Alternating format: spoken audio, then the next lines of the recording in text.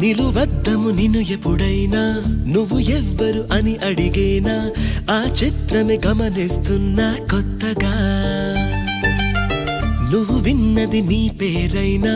నిన్ను కాదని అనిపించేనా ఆ సంగతి కనిపెడుతున్నా వింతగా నీ కన్నుల మెరిసే రూపం నాదేనా అనుకుంటున్నా నీ తేనెల పెదవులు పలికే తీయదనం